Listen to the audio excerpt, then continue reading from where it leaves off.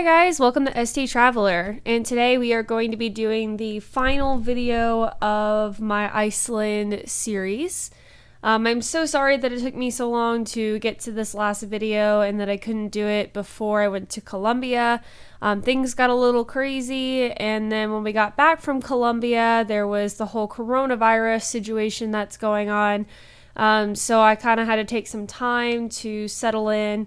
Kind of find out that my job closed for a little while, and I've just been trying to get things moving along just with my life and trying to get things moving. So it's been a lot since I've been back, but we're finally going to finish this series up, and then we will be starting on the series about Colombia. The things that I learned, the things that I went through, and kind of what to expect over there. And I mean Colombia as in the country, not like the state. So, but for now, we're just going to go ahead and jump right in on the last Iceland video, which is about the camper vans. So for those of you that are interested in doing Iceland, this might be your best option if you want to jump from place to place. I don't know how much it is to rent a car daily over there, but I do know all of the details that you might want to know about camper van rentals. It's pretty much the same as New Zealand. It's just more expensive. So if you've been listening to my other podcast about Iceland, everything over in Iceland is much more expensive. It is literally a tourist money pit. They kind of reel you in with how cheap the plane tickets are, and then they go from there. So just like I told you in the last videos, going out to get food is super expensive. It's between $20 to $30 a person, just to go and like get breakfast, which is quite a lot of money when you're thinking about it versus like the US. If you're from the United States, in New Zealand, it probably costs me $10 just to go out and to have food at a restaurant. So it's quite a huge difference when it comes to your spending. And it's a lot to take in. It can be a culture shock for sure. So with the camper vans, I decided to go with the mini campers over there, and they had the best reviews and then the lowest prices. So in US dollars, the whole camper van for 2 weeks costed me between $1,500 to $2,000. And that doesn't sound like it's a lot, but in comparison to like New Zealand, it only costed me $1,000 for 2 weeks over there, and that included insurance. You do have to pay a $500 deposit to hold your spot to be able to get that camper van. And then they charge more if you choose the option for them to come get you from the airport versus taking buses to get to their spot as to where they have the camper vans and everything. Unfortunately, with what I experienced, I had them come get me at the last minute. I thought they were coming to pick me up. That's what the email said, but they said that the email said to just take the bus. It was a whole conundrum, and everything got kind of crazy.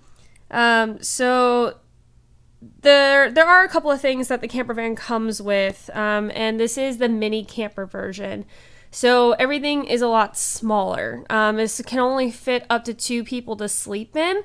And even then, I would say that's kind of a squeeze. You must really like each other because, oh my God, was this small. Like, I'm used to being in like smaller places and being okay with it. But for 2 weeks, it was quite a lot. I was hitting my head a lot on the ceiling of the van. It took me a while to find a comfortable position to be able to sleep in. It was a whole conundrum.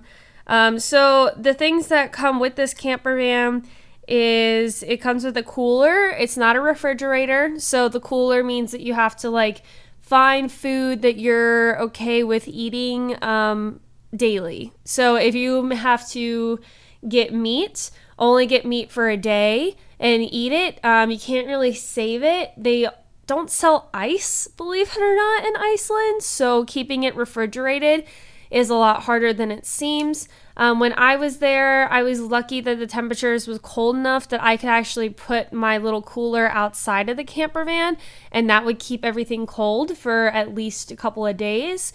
So that was some luck on my side.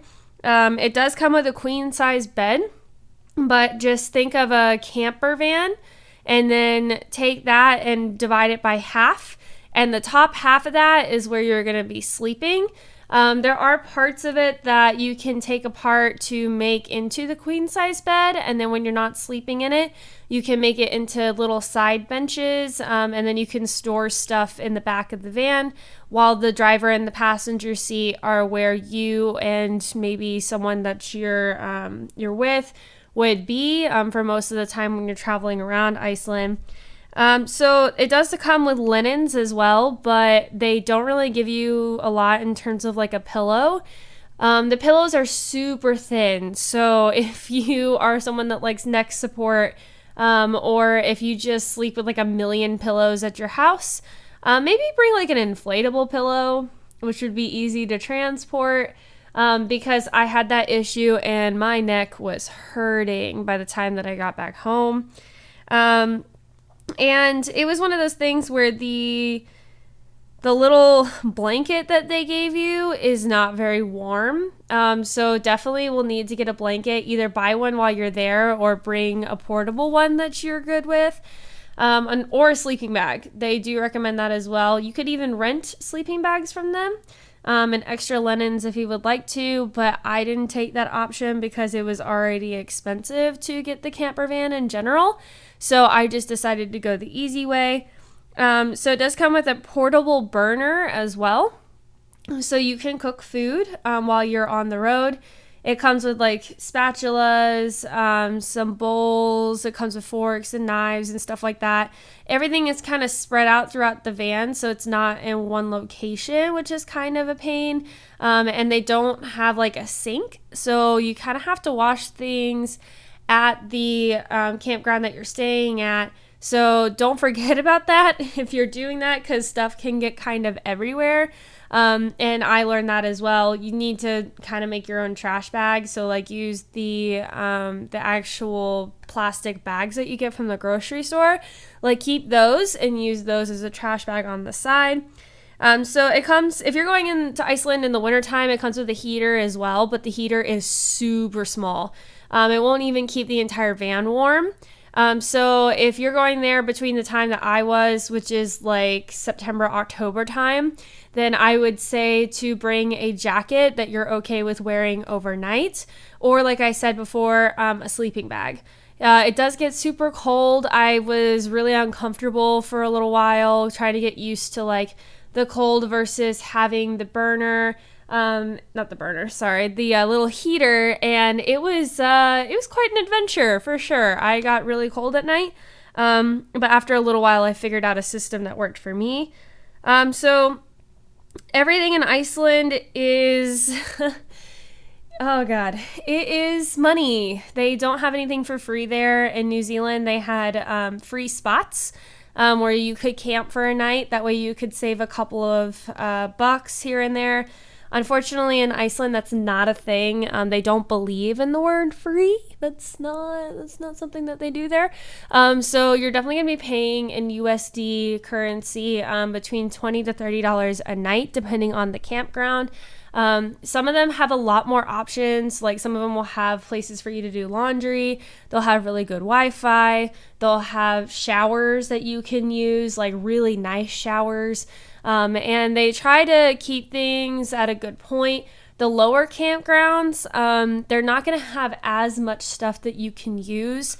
So if you're going for something that's a little bit cheaper, like just expect some of the amenities to not be as well kept. Iceland's a really cool country. It just definitely will throw you for a loop, and it will make you spend quite a lot. So if you're you're thinking about going there, make sure to save some cash and to have extra just in case. I definitely overspent when I was there.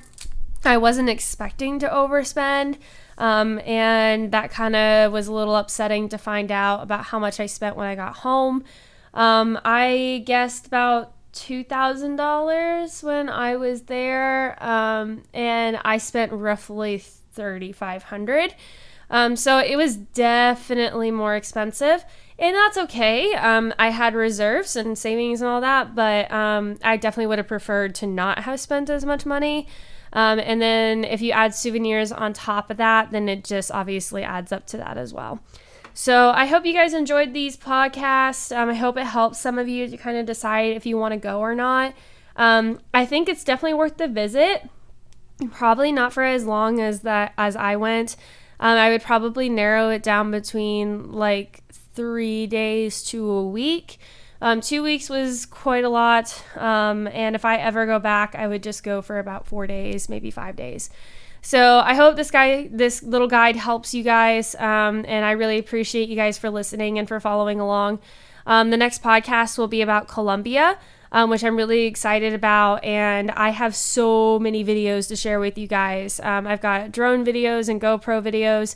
And I'm going to share those probably first before I go over all of the stuff that happened in Colombia and kind of what I learned. I learned not only a lot about the culture over there, but I learned a lot about myself. And this is the first trip I did with other people, so I was in for a ringer, that's for sure. There were a lot of things that I wasn't happy about, and then there were a lot of things that I was really excited about. And we had a couple of things that happened here and there that probably shouldn't have happened, but that's just part of the trip. That just kind of happens no matter what you do and how prepared you are. So just stay tuned for those episodes. I'm really excited about this. And stay safe, guys. I know that the coronavirus has definitely got a lot of places on lockdown. It's got a lot of places closed right now. Some people are really having trouble with it and trying to stay active, keep their minds active, and trying to figure out what to do so that they don't go crazy in this little self-isolation. So I wish you guys all the best of luck and stay strong out there. Thank you guys for listening, and stay tuned for the next one. See you later.